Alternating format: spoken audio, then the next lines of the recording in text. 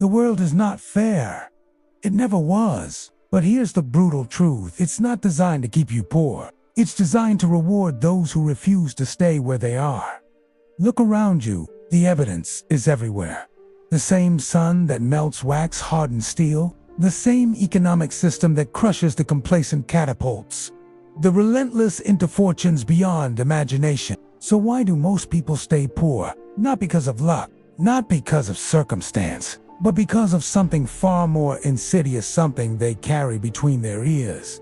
A mindset, a prison of their own making. And the key to escape has been lying in plain sight for centuries. You were never taught the real rules of the game. School trained you to follow instructions, not to think. Society conditioned you to seek security, not sovereignty. The media programmed you to consume, not create. And so you inherited a blueprint, a mediocrity of life, of trading time for money, of waiting for permission, of believing wealth belongs to someone else. But what if I told you that poverty is not an economic condition? It's a mental one. And the moment you change your mind, you change your destiny. Think of the greatest wealth builders in history: Carnegie, Rockefeller, Ford, Jobs. They didn't start with money. They started with something far more powerful. A burning dissatisfaction with the status quo.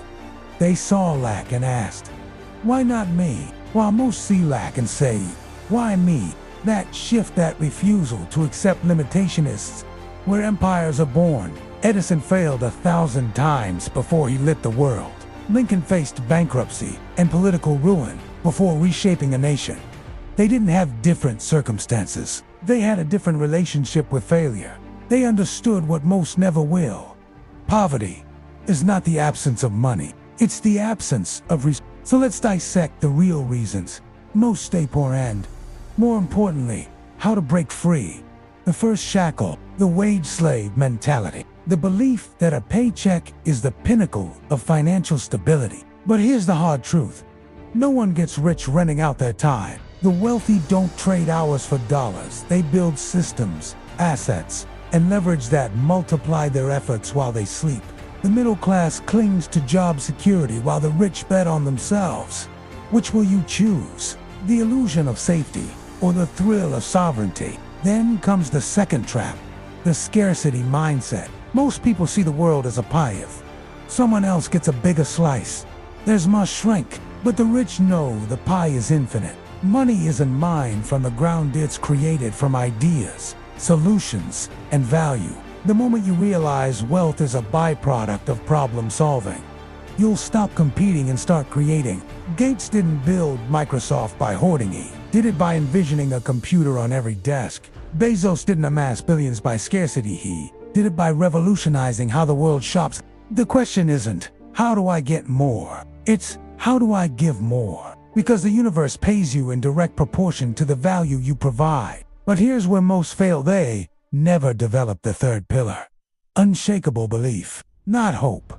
Not wishful thinking. But a bone-deep conviction that their vision is inevitable. Look at Elon Musk. When Tesla was on the brink of collapse, he didn't hedge his bets, he doubled down. He invested his last dollar because he knew electric cars weren't just an industry. They were the future. Most people abandon their dreams at the first sign of resistance. The wealthy, they outlast the doubters. They endure the ridicule. They keep going when logic screams quit because they know every breakthrough is preceded by a breakdown. Now, let's talk about the fourth killer of potential. Lack of clarity. Most people wander through life with vague desires. I want more money, but no real plan. The rich don't just set goals. They engineer their reality. They reverse. If you want $1 million, you don't wish for it. You ask, what skills do I need? Who must I become? What problems must I solve?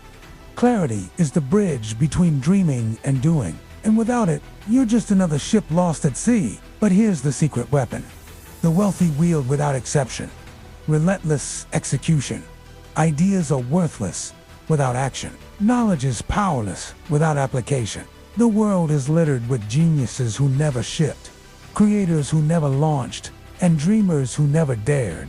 The difference between you and the person living your dream right now They moved before they were ready. They embraced the discomfort of imperfection. They understood that momentum beats meditation, that the fastest way to learn is to do. So ask yourself, what's really stopping you? Is it the economy, the system, or is it the stories you've been telling yourself? I'm not smart enough. I don't have the connections. It's too late. These aren't truths. They're excuses wearing the mask of reason. The moment you take full responsibility for your life, for your financial destiny, is the moment you reclaim your power, because poverty isn't a circumstance.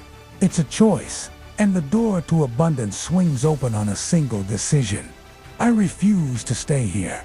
The path won't be easy. There will be setbacks. There will be moments you question everything.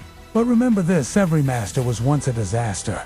Every expert was once a beginner, and every fortune was once just a flicker of an idea in someone's mind.